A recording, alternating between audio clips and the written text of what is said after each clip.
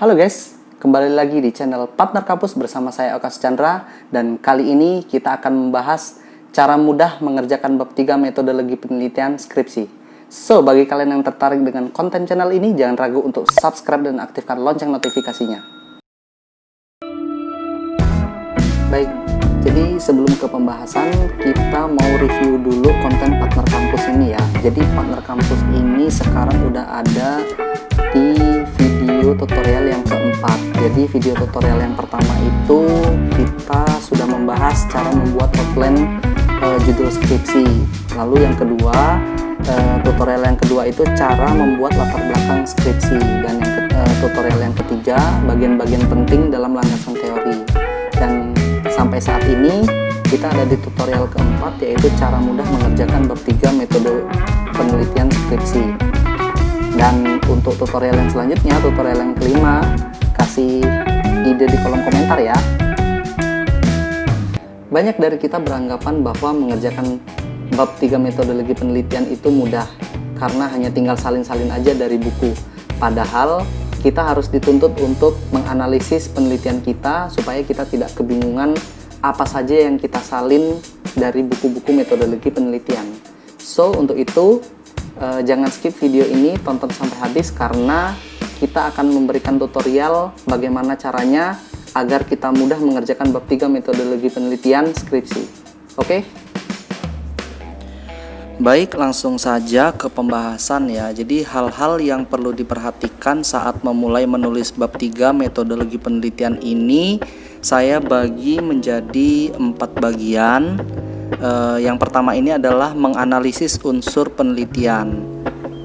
Apa sih menganalisis unsur penelitian ini? Ya, berarti kita harus menganalisis bagian-bagian yang terdapat dalam penelitian yang sudah kita kerjakan. Mungkin kalau misalnya masih di tahap proposal penelitian berarti kan dari bab 1 sampai bab 3. Nah, ini kan karena kita sudah mengerjakan bab 3, berarti kita analisis ini di bab satunya kan.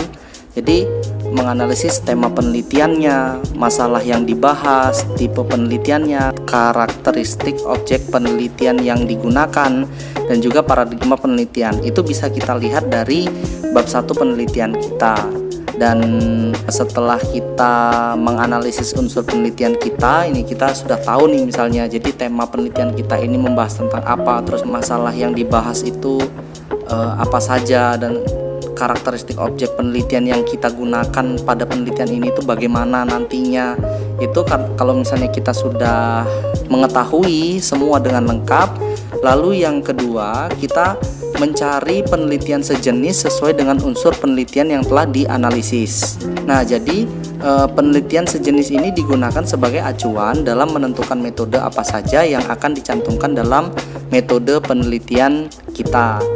Tapi harus perlu kalian garis bawahi, ini bukan dimaksudkan untuk mencontek ya, ataupun menjiplak penelitian-penelitian terdahulu, hanya dijadikan sebagai acuan saja. Nah, setelah kita sudah mencari penelitian sejenis ini sesuai dengan unsur penelitian yang sudah kita analisis dari penelitian kita, kita sudah menemukan nih penelitian sejenis yang sama dengan penelitian kita misalnya.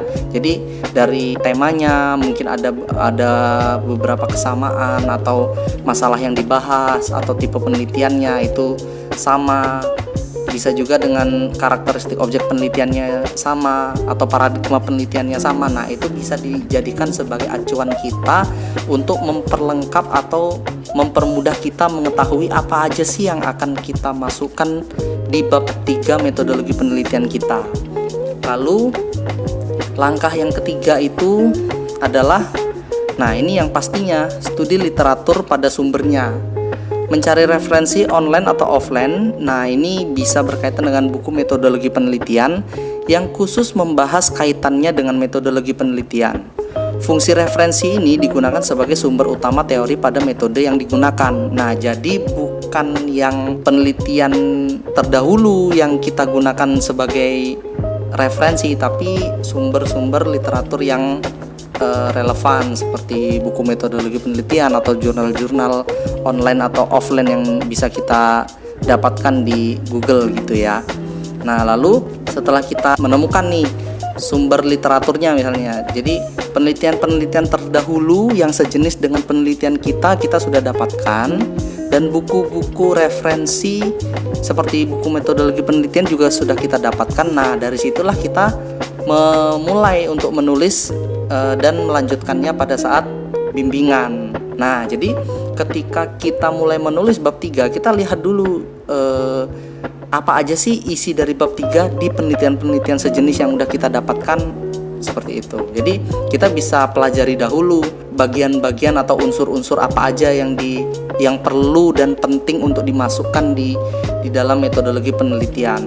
Nah, setelah kita mengetahui dari penelitian-penelitian terdahulu, baru kita cari cek di sumbernya, apakah benar unsur-unsur tersebut itu memang harus dimasukkan di metodologi penelitian kita. Jadi yang saya maksud di sini adalah fungsi dari penelitian terdahulu itu hanya sebagai acuan, dan kita tetap menggunakan referensi yang relevan seperti buku metodologi penelitian. Nah, jadi apa yang dicantumkan di metodologi penelitian terdahulu itu kita konfirmasi di buku-buku metodologi penelitian yang relevan, ya, seperti itu. Karena terkadang kalau misalnya kita langsung mencari buku dan kita juga pun masih bingung dengan unsur-unsur penelitian kita, jadi kita seperti tersesat ketika kita mencari referensi-referensi yang ada di buku, seolah-olah kayak semua yang ada di buku itu perlu kita masukin.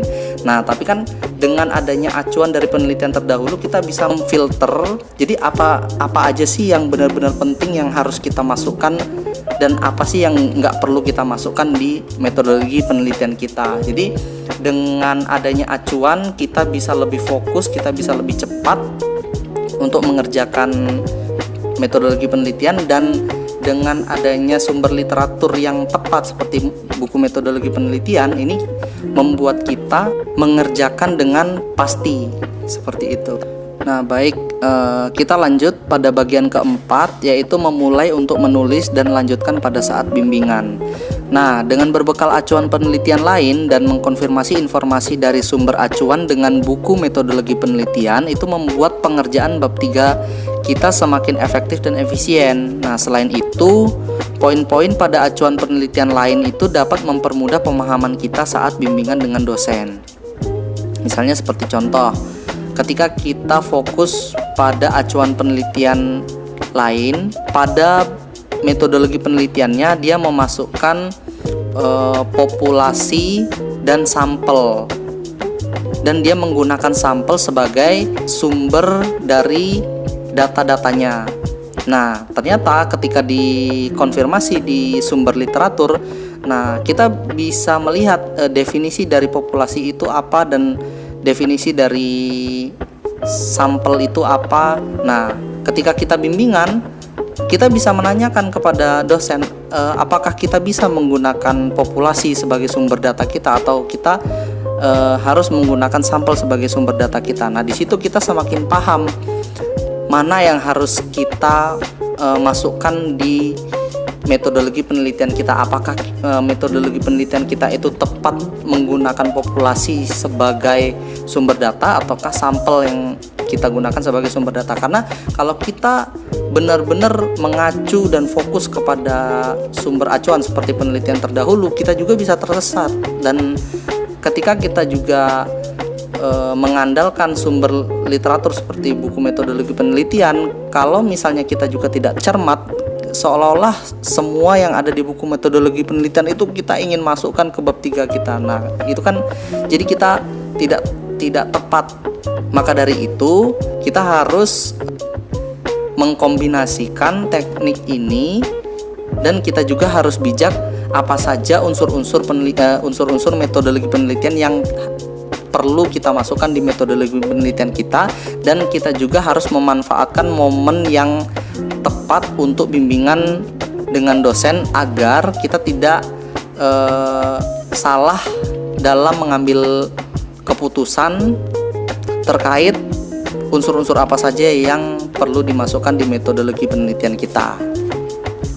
Nah, untuk selanjutnya di sini ada contoh bagian-bagian yang terdapat pada metodologi penelitian. Di sini saya ambil contoh itu penelitian saya ya, ini analisis faktor-faktor yang mempengaruhi kepuasan pelanggan, survei pada pelanggan wholesaler Restu di Lampung Tengah. Nah, di sini kita bisa lihat, kita pecah dulu unsur-unsur penelitiannya itu seperti temanya itu adalah kepuasan pelanggan, masalah penelitiannya itu adalah faktor-faktor apa saja yang mempengaruhi kepuasan pelanggan, lalu objek penelitiannya itu adalah pelanggan wholesaler toko Restu. Nah, jenis penelitiannya di sini adalah explanatory research karena menganalisis hubungan antar variabel dengan variabel lain. Lalu di paradigma penelitiannya ini adalah paradigma penelitian kuantitatif karena penelitian ini melibatkan angka besaran pengaruh pada setiap faktor-faktor yang dibahas. Di sini saya membagi kolom menjadi dua warna, hijau dan biru. Saya memberikan warna hijau karena di unsur-unsur inilah yang biasa digunakan atau sering ditemukan di hampir semua penelitian. Jadi apapun jenis penelitiannya itu unsur-unsur ini pasti bakal dicantumkan. Lalu di warna biru ini adalah unsur-unsur yang tidak selalu dimasukkan, bisa dibilang ini hanya digunakan pada saat kita melakukan penelitian dengan paradigma penelitian kuantitatif. Nah, seperti itu. Jadi kalau misalnya kita kualitatif, mungkin yang biru ini tidak ada seperti itu. Misalnya nih, kita mulai dari unsur yang pertama. Misalnya jenis data di sini adalah penelitian kuantitatif. Nah, mungkin kalau misalnya yang kualitatif di sana akan mencantumkan jenis penelitiannya kualitatif seperti itu. Terus sumber datanya data primer atau data sekunder, dan lokasi penelitiannya pasti masih normal ya, semuanya juga pasti ada lokasi penelitiannya. Lalu populasi dan teknik penentuan responden. Nah, di sini kan saya tidak menggunakan sampel karena populasi itu bisa saya teliti semuanya. Jadi populasi ini itu karena tidak terlalu banyak, jadi saya bisa menggunakan populasi sebagai sumber data yang penuh seperti itu. Jadi tidak menggunakan sampel. Nah, lalu batasan masalah, mungkin ada beberapa penelitian yang menggunakan batasan masalah dan mungkin ada juga beberapa penelitian yang tidak menggunakan batasan masalah. Nah, definisi operasional, mungkin hampir semua penelitian harus ada definisi operasional ya, karena di sini kan membahas dari awal mula variabel bebas dan variabel terikat itu didefinisikan dan digunakan dengan alasan apa dan dengan tujuan apa, misalnya seperti itu.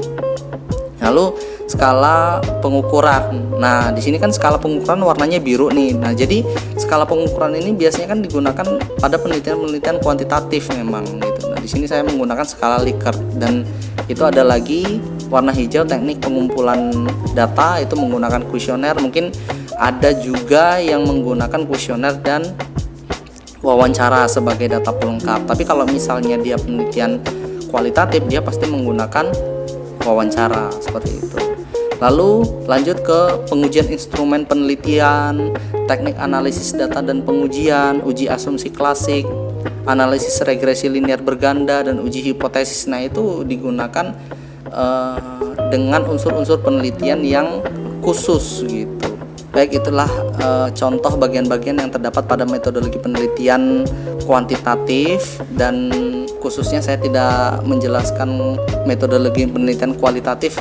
Yang pasti saya hanya memberikan informasi bahwa unsur apapun yang kita gunakan pada metodologi penelitian kita ini, kita harus mengetahui dulu unsur-unsur apa saja yang terdapat pada penelitian kita, seperti itu. Jadi kita harus menganalisis dulu, kita harus tahu dulu tema, masalah penelitian, objek penelitian kita, jenis penelitian kita, paradigma penelitian kita, dan itu adalah hal yang wajib menurut saya, karena dengan seperti itu kita bisa lebih cepat untuk mengerjakan metodologi penelitian kita. Karena dengan adanya bantuan dari acuan penelitian-penelitian terdahulu dan sumber literatur yang relevan seperti buku metodologi penelitian, itu kita bisa mengkombinasikan sumber-sumber tersebut, dan kedua referensi tersebut bisa kita gunakan sebagai acuan kita dalam menentukan unsur-unsur apa saja yang terdapat dalam metodologi penelitian kita, sehingga metodologi penelitian kita menjadi lengkap, informatif, dan terbebas dari plagiat. Oke, sekian itu saja pembahasan kali ini. Semoga informasi ini membantu kalian untuk mengerjakan bab 3 metodologi penelitian skripsi kalian. Semoga sukses.